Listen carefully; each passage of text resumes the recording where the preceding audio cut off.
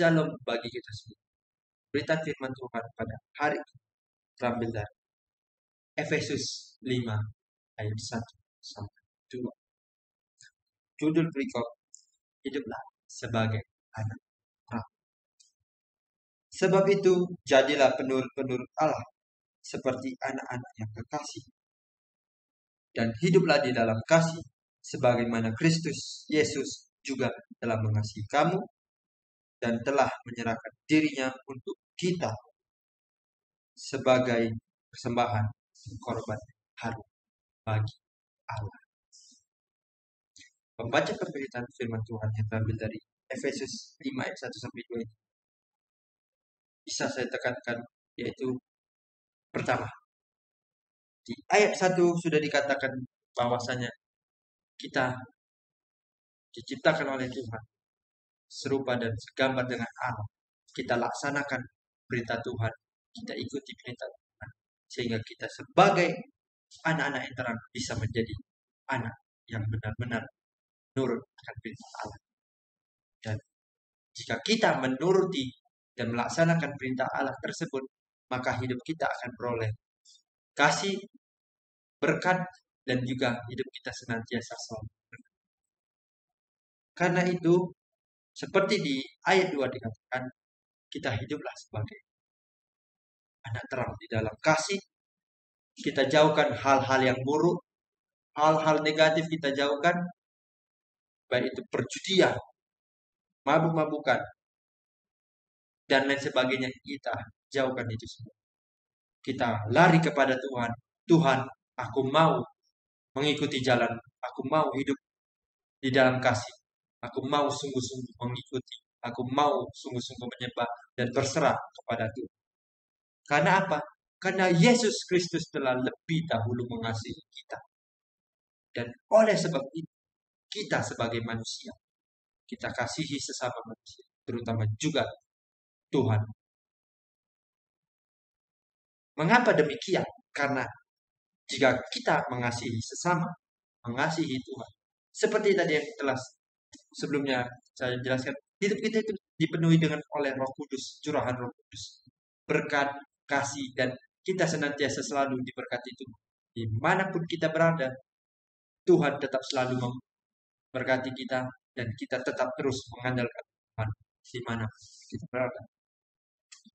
Dalam beberapa minggu ini, dalam minggu ini kita akan memasuki yang namanya Prapaskah.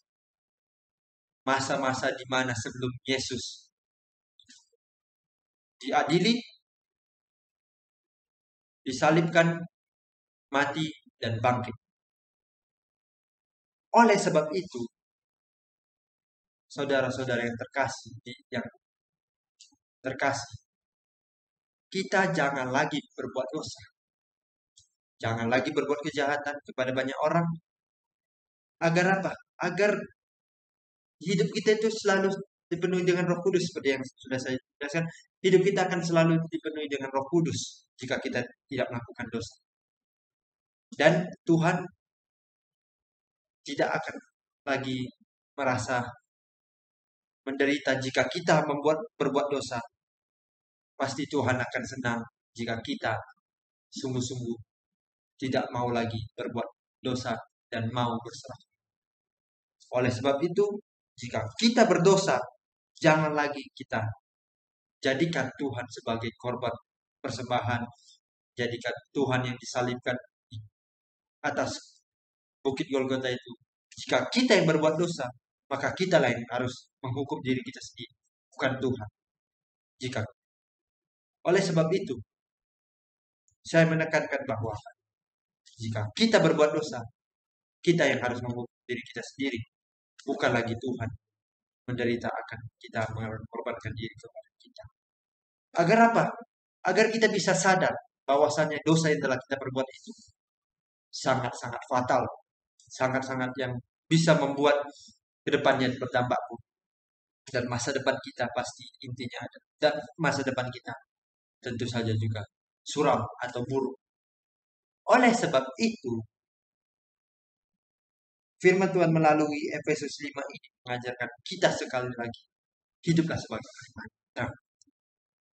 ikuti perintah Tuhan, laksanakan perintah, dan jadikan pemberitaan firman Tuhan ini untuk masuk ke dalam diri kita, dan minimal kita satu hari dalam sebelum melakukan aktivitas kita membaca satu ayat Alkitab. Agar apa? Agar kita selalu diberkati, kita dipenuhi dengan curahan Roh Kudus. Ayat Alkitab yang kita baca bisa kita pegang erat dan bisa kita tanamkan dalam kehidupan kita selama satu hari, sehingga kegiatan yang kita laksanakan dalam satu hari itu bisa terlaksana dengan baik dan lancar, dengan kita selalu berdoa, menyembah, bernyanyi, baca firman Tuhan, dan Tuhan senantiasa selalu memberkati kita dalam kehidupan kita sehari-hari melaksanakan kegiatan. Khususnya di sini saya menjelaskan bahwa kepada saudara-saudara sekalian yang masih muda, kita harus nanti selalu beritakan pemberitaan firman Tuhan. Jangan jemu-jemu untuk berbuat baik kepada banyak orang. Jangan sekali-sekali kita berbuat jahat kepada banyak orang. Jika kita melihat ada orang yang kesusahan, kita bantu. Jika ada yang kita lihat, ada orang mengalami sedih, sakit, perlu penghiburan, kita semangati dia. Ayo, kamu kembali semangat. Jangan berlarut-larut terus dalam kesedihan kamu. Biarlah kejadian itu menjadi kejadian yang bisa kamu lupakan, walaupun kejadiannya itu yang kita tahu dan yang dia tahu itu adalah kejadian yang tidak bisa dia lupakan. Tetapi kita hadir kepada dia, datang duduk kepada dia untuk menyemangati dia, dan berikan penghiburan kepada dia agar dia langsung semangat dan percaya bahwasannya Tuhan tidak akan meninggal dia. Jadi pemberitaan firman Tuhan pada hari ini intinya adalah kita jangan lagi berbuat dosa, kita hidup di dalam kasih, kita hidup di dalam terang, maka hidup kita senantiasa selalu diberkati. Dan dimanapun kita berada, tetap selalu mengandalkan Tuhan. Amin. Tuhan Yesus memberkati. Shalom.